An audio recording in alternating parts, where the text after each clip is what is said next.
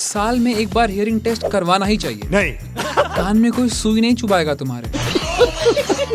देखो सिंपल सा टेस्ट होता है। जब आप हमारे हियरिंग एड एक्सपीरियंस सेंटर पे आओगे, आपकी थोड़ी खातिरदारी की जाएगी, फिर हम आपको हमारे खूबसूरत से साउंड प्रूफ ऑडियोलॉजी रूम में बैठा देंगे। ऐसे स्पेस में आपको एक पेशेंट की तरह ट्रीट नहीं किया जाता, आपको एक फैमिली मेंबर की तरह ट्रीट किया जाता है। सिनेमा के प्रोफेशनल ऑडियोलॉजिस्ट आपको एक हेडफोन लगाएंगे और एक सिंपल सा टेस्ट 10 से 15 मिनट में कर देंगे। इस टेस्ट में पता चल जाएगा कि आप अलग अलग साउंड की फ्रीक्वेंसीज को कैसे सुन पा रहे हो, और ये रिपोर्ट के साथ एक ऑनेस्ट कंसल्टेशन भी दिया जाएगा। यहाँ हम हियरिंग एड बेचने के लिए डेस्परेट नहीं है, तो अगर आपको जरूरत नहीं है तो हम सजेस्ट नहीं करेंगे हियरिंग एड। अगर आपके परिवार में किसी को टेस्ट की जरूरत है तो कमेंट करिए टेस्ट, और मैं सारी डिटेल्स आपको पर्सनली भेज दूंगा। मिलते हैं अगले वीडियो में।